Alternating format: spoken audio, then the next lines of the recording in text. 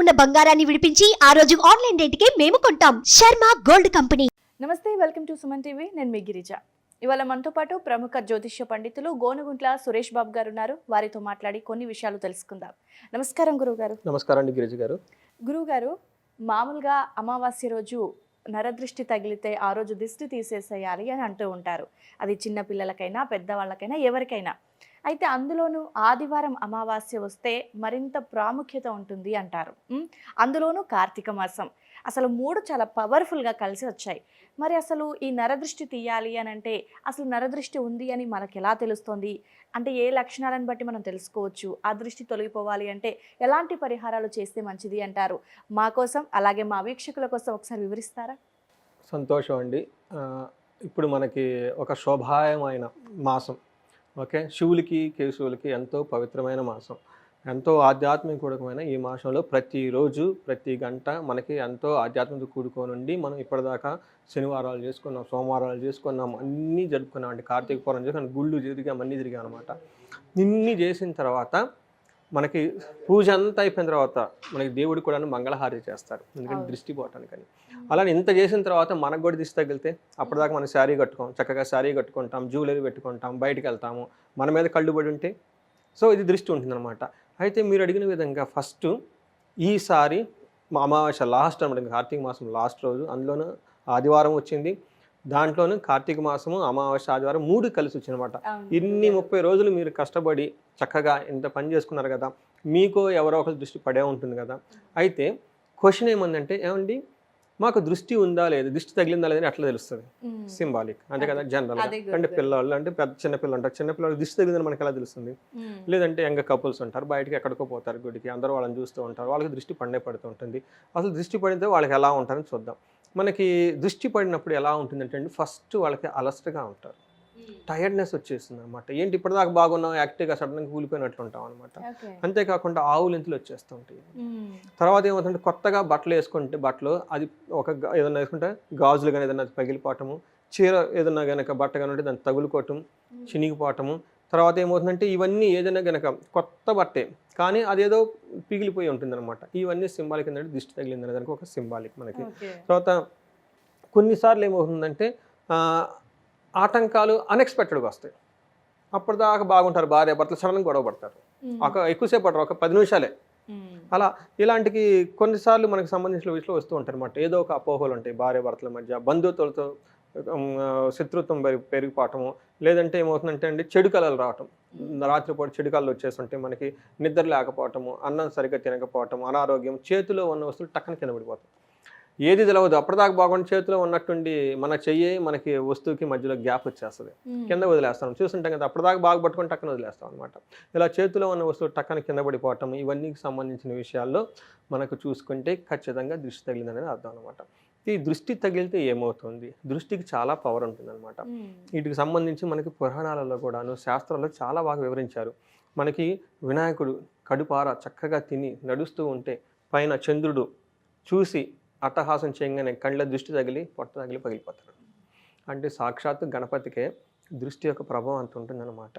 అందుకని చెప్పేసి దృష్టి ఈమెను మనకి శని కూడాను, శని దృష్టి పడితే ఏమవుతుందంటే బాగుండదు అంటారు అనమాట. అందుకని మనుషులకు కానివ్వండి ప్రతి ఒక్కరికి దృష్టి తగలటం వల్ల ఆ యొక్క నెగటివ్ ఎనర్జీ ఎదుటి వాళ్ళకి తగులుతుందండి.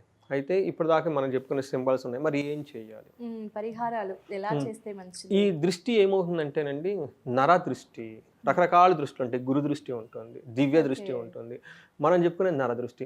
అంటే నేను చూసే చూపు మీకు ఇబ్బంది అవుతుంది, మీరు చూసే చూపు నాకు ఇబ్బంది అయిపోతుంది అనమాట. లేదంటే నా దృష్టిలో ఒక గ్రేసు గురు యొక్క కళ ఉంటే మీకు కలిసి వచ్చేస్తుంది అనమాట. అలానే మీరు కూడాను ఒక మంచి ఆధ్యాత్మిక దృష్టిని దాన్ని చూస్తే ఇద్దరికి ఉపయోగం ఏమవుతుంది అవుతుంది అనమాట.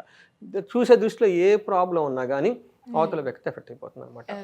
ఏం ఎఫెక్ట్ అవుతుంది, ఎలా అవుతుందంటే మనకి ఇక్కడ ఏం చెప్తారంటేనండి, యోగ శాస్త్రంలో యోగా మెడిటేషన్ చేసే వాళ్ళకి ఈ శరీరం అంతా పంచభూతాలతో నిండి ఉంటుంది అనమాట. పంచభూతాత్మకం ఇదం శరీరం అని చెప్తారనమాట. అయితే ఈ పంచభూతాలతో నిండి ఉంది, మీరు నేను భూమి అంతా నిండి ఉంటుంది కాబట్టి ఈ పంచభూతాల్లో ఎక్కడో ఏదో ఒక డిఫరెన్స్ వచ్చేస్తుందండి. ఆ డిఫరెన్స్ రావడంతో ఆ ఎలిమెంట్కి సంబంధించిన విషయాలు మనకు ప్రాబ్లం అవుతూ ఉంటుంది. అగ్నికి సంబంధించిన ఎలిమెంట్ కనుక ప్రాబ్లం అయితే మనం ఏమవుతుందంటేనండి కోపం రావటం, ఓకే, అతిగా మండిపోవటం, ఇవన్నీ చేస్తూ ఉంటాం అనమాట. మనకి నీటికి సంబంధించిన ఎలిమెంట్ కనుక డిస్టర్బెన్స్ అయితే ఏమవుతుందంటే మనకి మోషన్స్ అవ్వటం అనవసరంగా, తర్వాత ఎక్కువగా నీళ్లు తాగాలనిపించటం, దప్పికగా ఉంటాయి, ఇవి ఉంటుంటాయి. మనకి వాయువుకి సంబంధించిన ఎలిమెంట్స్ కనుక డిస్టర్బెన్స్ అయితే ఆవులించటం, అంటే మనకి ఎయిర్లో ఎక్కడంతా సింబాలిక్స్ అనమాట.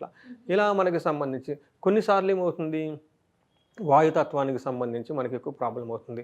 అంటే పిచ్చి పిచ్చి ఆలోచనలు రావటం, నైట్ నిద్రపోవటం, ఇవన్నీ చేస్తుంటాయి అనమాట. కొన్నిసార్లు శూన్యతత్వానికి మనలో ఉంటుందన్నమాట. అక్కడ ఏంటంటే అనవసరంగా బాధలు రావటము, తలనొప్పి రావటము, ఇలాంటి విషయాలన్నీ అంటే ఆ పర్టికులర్ ఎలిమెంట్కి సంబంధించిన విషయాల్లో మనకి డిస్టర్బెన్స్ వచ్చేస్తుందండి. అయితే మనకి దృష్టిని పోగొట్టే విధానాలు కొన్ని ఉంటాయి. మీరు ఇందాక అన్న చూసంటే ఆదివారం చేయాలి, అమావాస్య చేయాలి. ఎందుకు ఆ టైంలో చేస్తామంటే ప్రకృతిలో చాలా ఎక్కువ శక్తి ఉంటుంది. ఆ టైంలో ప్రకృతిలో చాలా ఎక్కువ శక్తి ఉంటుందన్నమాట. ఆ టైంలో కనుక మనం ఇట్లాంటివి కనుక చేస్తే ఆ ప్రకృతి మనకి సహకరిస్తుంది అనే ఉద్దేశంతో ఆ రోజు చేస్తాం అనమాట. ఏం చెయ్యాలి, మనకి ఎక్కువ ఆ రోజు మంగళవారం కానీ ఆదివారం పూట సాయంత్రం పూట దిష్టి తీసుకోవాలి. ఈ దృష్టిలో కూడా మనకి ఎలా తీస్తారంటే మనకి కొండ దిష్టి అని తీస్తారనమాట. అంటే మనకి నీళ్లు పోసి అందులో వేడి గుడ్డేసి చుట్టూ తిప్పుతారు. అంటే ఫైర్ ఎలిమెంట్ని ప్యూరిఫై చేస్తారనమాట. మనకి మంగళహారతి ఇవ్వటం, లేదంటే గుమ్మడికాయ పెట్టి గుమ్మడికాయ మీద కర్పూరం పెట్టి వెలిగించడం, ఇవన్నీ ఏంటంటేనండి మనకి ఫైర్ ఎలిమెంట్ మనలో ఉన్న అగ్నికి సంబంధించిన భూతాన్ని ప్యూరిఫై చేసుకునే ప్రక్రియ అనమాట. కొన్నిసార్లు మనకి చీపురి కట్టతో కూడా తిప్పుతూ ఉంటారు కొంతమంది. అంటే ఏమంటే లక్ష్మీదేవికి సంబంధించినది భూమి మీద ఉంటుంది కాబట్టి భూతత్వానికి సంబంధించి మన చుట్టూ తిప్పుతూ ఉంటాం అనమాట. ఎర్ర నీళ్లు తీస్తారు, గమనించారా? ఇక్కడ కూడాను పంచభూతాలకు సంబంధించినే వాడతారండి. మనకి తెలవకుండా పెద్దవాళ్ళు పెట్టేస్తారు. కర్పూరం పెట్టి తిప్పితే అగ్నితత్వం క్లీన్ అయిపోతుంది, చీపురి కట్ట పెడితే భూతత్వం పోతుంది, తర్వాత నీళ్లు పెడితే ఎర్ర నీళ్ళు తత్వం పోతుంది అనమాట. సో ఇలా మనకి ఇంకా మనకి చాలా రకరకాలు ఉంటాయండి. చాలా రకరకాల కనుక ఇవన్నీ కనుక తీసుకొని ఉంటే ఖచ్చితంగా తీసుకోవాలని చెప్తానండి. ఎందుకంటే పాపం 30 days మీరు కూడా చేశారు కదా కష్టపడి. మనం అనుకోవచ్చు దేవుడు మనల్ని కాపాడుతానే, దిష్టి కూడా మనకు కూడా మనిషి సహాయం కూడా చేసుకోవాలి. ఈ విధంగా కనుక మీరు చూసుకోగలిగితే గుమ్మడికాయ దిష్టి గుమ్మాలకి తీయాలి, ఇంటికి తీయాలి, దేవుడి పటాలకు తీయాలి, దేవుళ్ళకి తీయాలి. ఇలా కనుక దిష్టి కనుక తీస్తే ఆ 5 elements చక్కగా వచ్చి ఎక్కడైనా అపశృతులు కానీ ఉంటే కనుక అవన్నీ పోయేసి మళ్ళీ నార్మల్గా స్టార్ట్ అయిపోయి ముందుకు వెళ్ళిపోవచ్చు. అయితే ఈ దృష్టి దోషాలు ఇంకా అంటే వేరే డిఫరెంట్గా, అంటే ఇప్పుడు వరకు చెప్పింది మనం రెగ్యులర్గా ఇళ్లలో చేసేది గురువు గారు, ఎర్రనీళ్ళతో తీయటం కానీ, కొబ్బరికాయ, గుమ్మడికాయ, చీపురు, అంటే ఎప్పుడో ఒకప్పుడు జరిగినవి తీస్తూ ఉన్నవి. ఇంకా డిఫరెంట్గా ఏదైనా కొత్తగా తెలుసుకోవాలి, ఇంకా కొత్తగా ప్రయత్నం చేయాలి అని అనుకునే వాళ్ళకి ఇంకేదైనా డిఫరెంట్గా దృష్టిని తొలగించే మార్గం ఏదైనా ఉంది అంటారా? దృష్టి అంటే మనకి జనరల్గా మనకి ఏం చేస్తారంటేనండి, గుమ్మానికి ఓకే సాయంత్రం పూట ధూపం వేస్తే గుమ్మం అంతా తిప్పితే, గుమ్మానికి కిటికీలకి తిప్పితే అక్కడ నుండి నెగిటివ్ ఎనర్జీ పోతుంది. రెండోది మనకి బాగా పాపులర్ అందరికీ తెలిసింది ఏంటంటే నిమ్మకాయని కోసి పసుపు కుంకుమ పెట్టి గడప దగ్గర పెట్టేస్తారు. ఇది రెండోది. బూడిద గుమ్మడికాయ పైన కడతారు. ఇది కాకుండా మనకి కళ్ళు స్పట్టిక దొరుకుతుందండి, అది స్పట్టిక కూడా పైన కడుతూ ఉంటారు. తర్వాత ఇంట్లో సామాన్లు కట్టి ధూపం వేస్తారు.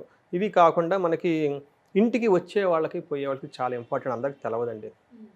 ఎందుకంటే మన ఇంటికి వచ్చిన వాళ్ళకి రకరకాల ఎనర్జీతో వస్తారు. మనం వేరే ఇంటికి వెళ్ళినా కానీ అంతే సేమ్.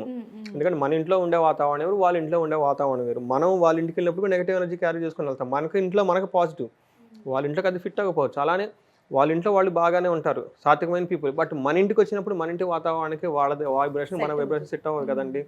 ఈ డిస్టర్బెన్స్ క్రియేట్ అవుతుంది కదండి. ఈ డిస్టర్బెన్స్ క్రియేట్ అది డిస్టర్బ్ అవుతుంది, ఒక ఫ్రిక్షన్ వచ్చేస్తుంది. దీన్ని నార్మలైజ్ చేయడానికి ఒక పెద్ద ప్రొసీజర్ చెప్పారండి. ఇది చాలామంది చేస్తూనే ఉంటారు, కానీ తనకు దాని యొక్క విశిష్టత తెలుసో తెలియదో మనకు ఐడియా లేదు. కానివ్వండి, ఏం చేస్తారంటే ఇంటికి ఎవరైనా కనుక లేడీస్ వస్తే, జెంట్స్ వచ్చినా ఫస్ట్ వాళ్ళకి ఏం చేస్తారంటే మన పూర్వకాలంలో పన్నీర్ జల్లుతూ ఉండేవాళ్ళు, గంధం బొట్టి పెడుతూ ఉండేవాళ్ళు, కాళ్ళకు పసుపు రాస్తూ ఉండేవాళ్ళు. తర్వాత వాళ్ళకి మనకి వెళ్ళేటప్పుడు కూడాను గాజులు ఇవ్వటము, ఓకే, తర్వాత బొట్టు పెట్టటము, తాంబూలం ఇవ్వటము, చీర ఇవ్వటము, స్వీట్ ఇవ్వటము, నీళ్ళు ఇవ్వటము, ఇలా రకరకాలు వాళ్ళకి ఇవ్వాలంటే అంటే మన ఇంట్లో ఉన్న వస్తువులను వాళ్ళకి ఇస్తే ఏమవుతుందంటే శక్తి పాసన జరుగుతుంది. అంటే ఎనర్జీ ఎక్స్చేంజ్ అవుతుంది ఇటు నుంచి అటు నుంచి. లేదంటే మీ ఎనర్జీ మీకుంటుంది, నా ఎనర్జీ నాకు ఉంటుంది, రెండు క్లాషెస్. అలా కాకుండా మీకు ఎప్పుడైతే బొట్టు పెట్టానో, మా ఇంట్లో ఉన్న నీళ్లు మీకు ఇచ్చానో, చక్కగా భోజనం పెట్టాను, పళ్ళు పెట్టాను, మైండ్ బాగా కూల్ అయిపోతుందండి. కూల్ అయిపోయేసి వాళ్ళు మూడంతా మారిపోతుంది. అందులోని పర్టికులర్గా వెళ్ళేటప్పుడు చాలా చక్కగా ఆధ్యాత్మికంగా వాళ్ళు వెనక ఉండి బాగా గౌరవించి వాళ్ళని పంపించాలండి. అప్పుడు ఈ దిష్టి ప్రభావం ఉండదు. ఓకే గురుగారు, దృష్టికి సంబంధించి చాలా చక్కటి పరిహారాలు మా కోసం తెలిపినందుకు ధన్యవాదాలు గురుగారు. ధన్యవాదాలండి గిరిజ గారు.